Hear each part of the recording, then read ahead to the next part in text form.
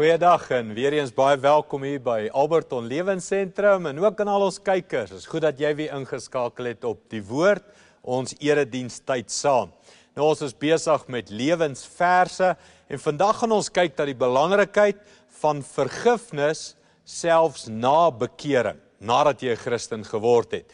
Voordat ons daarna gaan kyk, kom ons staan op, kom ons sing saam en kom ons maak sy naam groot. Laat juich en vrolijk wees, laat my ontzin, 'n vreugde lied, laat my lof wees, tot keer van die wat die bly glo. Halleluja, hy leef vir ewig, halleluja, hy is verhewe, halleluja, kom loop hom nou want hy bly glo. Laat juich en vrolijk wees, laat my ontzin, 'n vreugde lied, laat my lof wees, tot keer van die wat die bly glo. Halleluja, halleluja, hy leef vir ewig, halleluja, hy is verhewe, halleluja, kom loop hom nou want hy bly glo.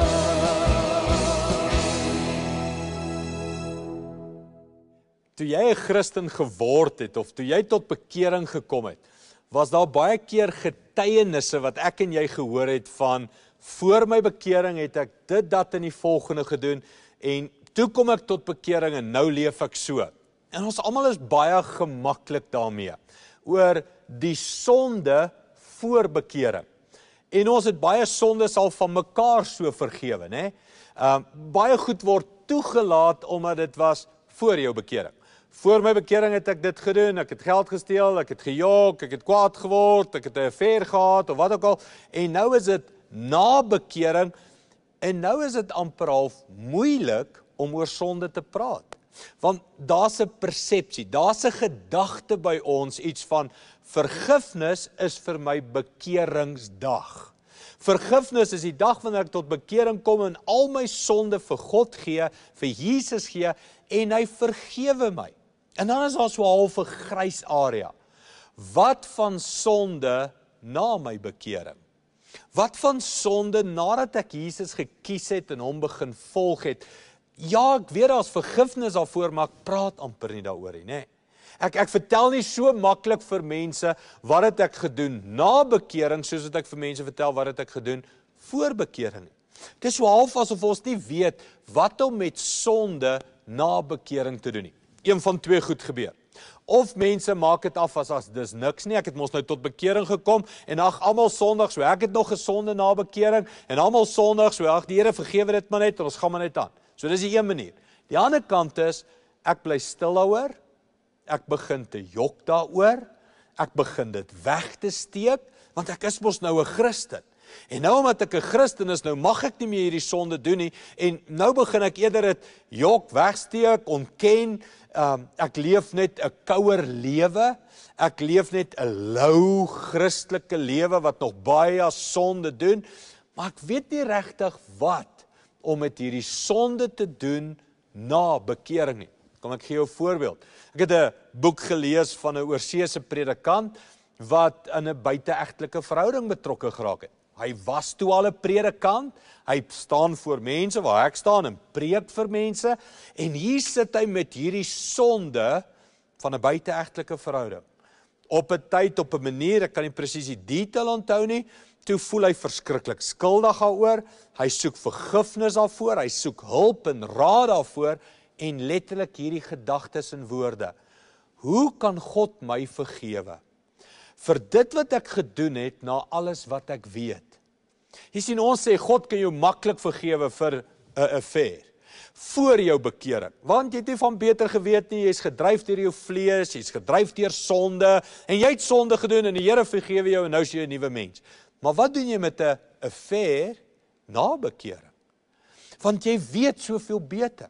En ek het al daai emosies gehad wat daai predikant gehad het, iets van, Andries, jy het al soveel keer voor mense gestaan en preek, jy ken jou Bybel so goed, jy is so lief vir die Here, en die Here was al so goed vir jou, en hier doen jy alweer 'n sonde, Hoe dink jy behandel of hanteer God daai sonde? Wat gaan jy daarmee doen? Kan jy net na God toe gaan en sê, Here, vergewe my weer?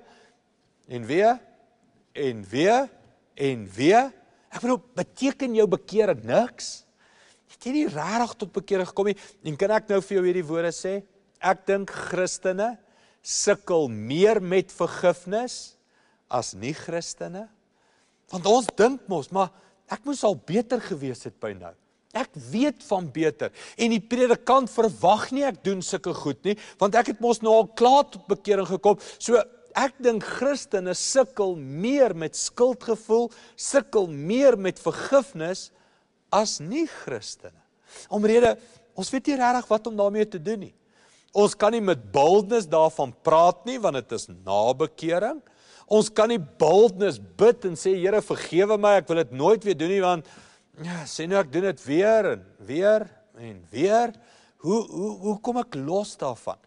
Nou, toe ek met hierdie vraagstuk geworstel het, toe gaan kyk ek deur die Bybel na manne en vroue wat na bekering nog sonde gedoen het. Met ander woorde, na ontmoeting met God, nadat hulle van beter weet, nadat hulle al 'n verhouding met die Here gehad het, en hulle doen nog steeds sonde, hoe het hulle dit hanteer? En natuurlik een van die grootste kandidate wat opgestaan het, is ons goeie vriend Dawid, né? Dawid skryf psalms, hy skryf preke, hy skryf liedjies. Die kerk sing dit, die mense is mal daaroor. Hy is hierdie goeie koning, hy is hierdie briljante Christen in ons taal vandag. En dan nadat hy 'n lang pad en 'n lang verhouding met God gestap het, val hy in oorspel met Batseba. En hoe hanteer hy vergifnis? Onthou jy? Ook eers weggesteek, ook eers probeer toegooi met leuns, ook eers moord, ook eers dis nie so erg nie, en ek is mos nou God en koning se kind en al hierdie klas van goed. En totdat Nathan die profeet hom konfronteer en hy sit met diepe berou en skuldgevoel, maar hy kry ook vergifnis. Onthou jy Psalm 51, waar hy praat van was my skoon en reinig my en God vergewe my en hy stel my weer aan. So Dawid was dadelik 'n kandidaat van 'n Christen, 'n ou wat al tot bekering gekom het en wat daarna weer sondig, en hoe ernstig hy gesoek het vir vergifnis. Een van die mooiste vriende kandidate in die Bybel was natuurlik Petrus. Wat 'n mens, né? Petrus ontmoet Jesus langs die see van Galilea. Sy bootjie word gebruik om te preek. Daai bootjie gaan uit, vang soveel vis. Jesus roep hom om 'n volgeling te word. Petrus volg hom dadelik en binne 'n paar dae genees God Petrus se skoonma en hulle sien wonderwerke, die vis vermeerder, genesings en al hierdie klas van goed. En Petrus kom tot bekering, soos ons taal sal sê. Petrus word 'n kerkmens. Hy word 'n goeie Christen. Ek bedoel, Petrus het al op die water geloop. Wanneer laas het jy op die water geloop, né? Ek bedoel, Petrus is 'n uitverkoopte Jesus volgeling. Hy trek sy swaard toe hulle Jesus wil gevange neem en hy val aan, hy kap hou se hoor af. Petrus is 'n totaal toegewyde, geesvervulde volgeling van Jesus Christus. En Petrus sondig. Onthou jy? 3 keer, ek ken hom nie, ek ken hom nie, ek ken hom nie. Voor 'n diensmeisie by 'n vuur, nie eers waar sy lewe in gevaar is nie. Die skrif sê op een stadium het hy gevloek en sê, hy ken hom nie, hy is nie deel van sy groep nie. Petrus sondig na bekering. En die skrif praat daarvan, dat hy het met groot berou en hartseer weggehardloop toe die hoenderhaan kraai. Ek weet nie van jou nie, maar in my lewe het die hoenderhaan al 'n paar keer gekraai. Ek is 'n Christen. Ek is 'n Petrus, ek's 'n Dawid, ek's lief vir die Here, ek's lief vir kerk, ek's lief vir my Bybel, ek's lief vir die evangelie, ek's lief vir God, ek wil 'n goeie Christen wees. Maar ek het al gesondig. Ek het al gesê, of gewys, of geleef, ek ken hom nie, ek ken hom nie, ek ken hom nie. Ek het al weggehardloop van tye en dae en plekke af, waar die hoenderhaan in my lewe gekraai het, en ek begin huil het en sê, Here, na alles wat ek weet van U, Na alles wat ek al gesien het, hoe groot hy is, hoe goed hy is, hoe 'n kerk kan groei, hoe 'n evangelie kan groei, hoe u wonderwerke in ons land doen en alles so amazing lewe. Na alles wat u gedoen het, doen ek dit? Sê ek dit? Ek het al gevoel wat Petrus voel. En ek het al hierdie vraag gevra. Hoe moet 'n Christen vergifnis hanteer na bekering? En toe gaan ek na Petrus se lewe toe. En dis vir my 'n lewensvers.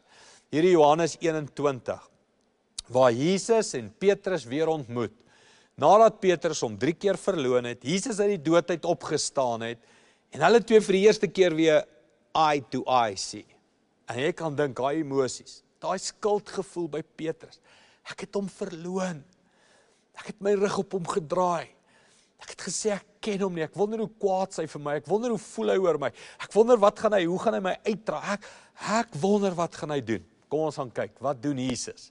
Toe hy weer oog tot oog met Petrus praat. Johannes 21 vanaf vers 15 af. Hy sê, toe hulle klaar ontbyt geëet het, vra Jesus vir Simon Petrus. Simon, seun van Johannes, het jy my lief meer as hierdies? Petrus sê vir Jesus, ja Here, u weet dat ek u lief het. Jesus sê vir hom, gaan versorg my lammers. Jesus vra hom toe 'n tweede keer, Simon, seun van Johannes, het jy my lief? Ja Here, u weet dat ek u lief het, antwoord Petrus. Jesus sê vir hom, wees 'n herder vir my skape. 'n derde keer vra Jesus hom, Simon, seun van Johannes, het jy my lief? Petrus het hartseer geword, omdat Jesus hom 'n derde keer gevra het jy my lief? En hy antwoord Jesus, Here, u weet alles. U weet dat ek u lief het. Jesus sê vir hom, gaan versorg my skape. Nou, hier is baie boodskappe en as ons na die Grieks gaan kyk, die verskillende woorde wat vir liefde gebruik word, ensovoorts, ensovoorts.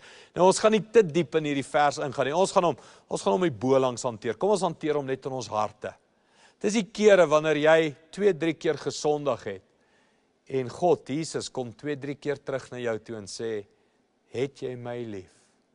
Soek jy vergifnis? En ek dink vir 'n Christen is vergifnis na bekering van die mees liefdevolste tye in ons lewens. Dis daai tye wanneer ons voel ons het hom te nagekom, ons voel slegter en ons voel so laag soos grond en modder, ons voel nie goed genoeg nie, ons voel ons wil nie terugkom kerk toe en weer in 'n diens sit nie, ons voel ons wil nie weer Bybel lees en bid nie, ons voel soos Adam en Eva, ons wil wegkruip in die tuin, en Jesus kom en hy doen die moeite, en hy kom kyk vir jou in die oë en hy sê, het jy my lief? As jy bietjie beeldspraak hier wil insit, kan jy onthou, Jesus was in Pontius Pilatus se woning gewees, en daar was 'n vuur en 'n diensmeisie, en toe Petrus Jesus verloon het, was daar rook van die vuur, en so tussen deur die rook, kraai hierdie hoenderhaan, en ek dink Jesus draai en kyk na Petrus toe, en Petrus voel daai skuldig. Tussen deur hierdie rook, hierdie laat nag, verloon hy Jesus. En hier is hulle weer by 'n vuur. Hierdie keer het hulle ontbyt geëet by die vuur.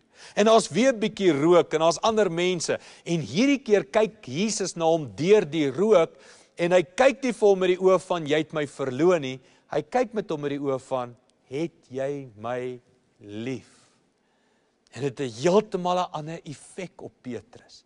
Hierdie is die liefdesontmoetings in jou en my lewe met God die Vader. As jy 'n Christen is, en jy het geval, en ons noem dit, jy het gebackslide, en jy gaan nie meer kerk toe nie, en jy voel nie goed genoeg nie, jy het op skool Jesus aangeneem, of jy het op universiteit, of jy het in die weermag, of jy is pas getroud, en jy het kinders, en jy het kerk toe gegaan, en die Christen ding probeer doen, en iewers het jy weer koud geword, iewers het jy weer begin sondig, iewers het jy Jesus 3 keer verloon. Vandag staan hy by jou, en hy kyk vir jou met dieselfde oë en dieselfde hart, en hy sê vir jou, kom ons praat hart tot hart, het jy my nog lief? En jy weet, dat jy weet, Here, ek het U lief. Ek het geval, Ek het droog gemaak. Ek het goed gedoen wat ek nooit moes doen nie. Ek weet dit is verkeerd. En ek het besluit ek gaan dit nooit doen. Net soos Petrus, ek het besluit ek gaan nie verloor nie.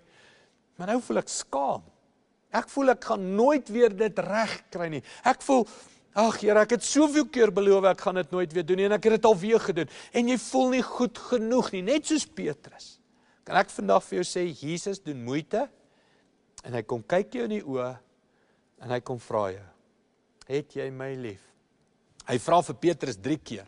Hoekom? Want Petrus het hom 3 keer verloon. Hy sê vir elkeen cover ons gou op. Vir alles wat jy gedoen het. Ek is daar. En ek het jou nog steeds lief. En ek kan jou vergewe en ek wil jou vergewe. En ja, jy moes beter weet. En ja, jy moes al geestelik gegroei het. En ja, jy moes nie weer geval het nie. Ja, ons kan lank skuldig bly. Maar dis wat die boodskap van liefde in die evangelie is.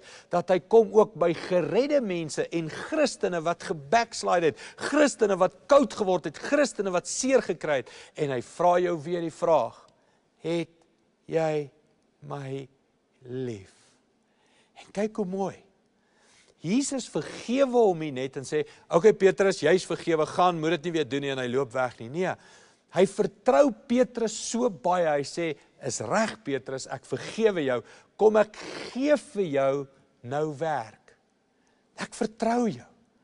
Gaan en laat my skape wei, gaan en gaan gee kos vir my lammers, gaan en gaan doen iets met hierdie liefdevolle boodskap van my. En ek wil nou dieselfde vir jou sê en ons kykers sê. As jy daar koud geword het, gaan nie meer kerk toe nie, sit by die huis, weet nie meer waar is jy met die Here nie. Hy kom by jou en hy sê, ek het jou nog lief. Het jy my nog lief? En ek het vir jou werk. Ek wil jou lewe nog gebruik. Ek wil nog iets met jou doen. Ek het nie opgegee nie. Ek dink elke mens wil dit hoor. God sê, ek het nie opgegee nie. Ek is nog lief vir jou. Kom ons luister na hierdie volgende lied oor die liefde van God vir jou en my. Kom ons luister daarna.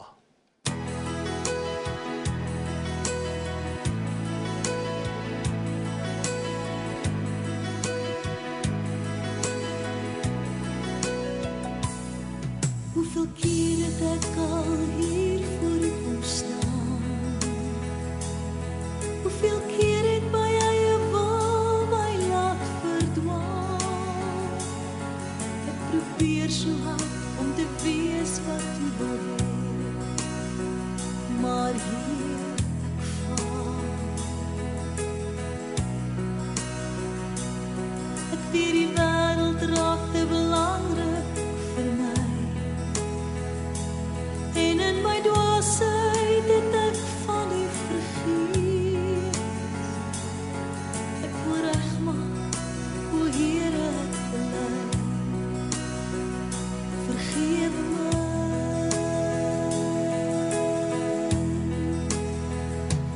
Hier is ek gee my hele hart, ek gee my hele lewe.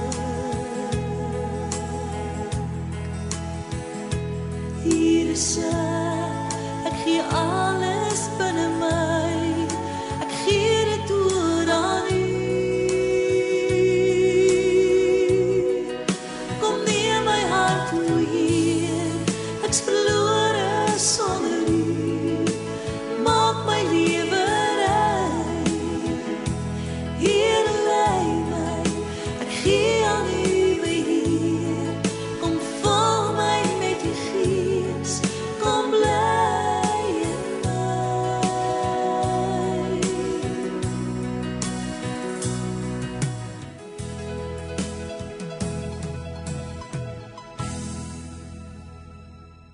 Ek wil vandag saam met mense bid wat sê, Andries, ek kort vergifnis, selfs na my bekering, het ek weer droog gemaak en ek voel skuldig.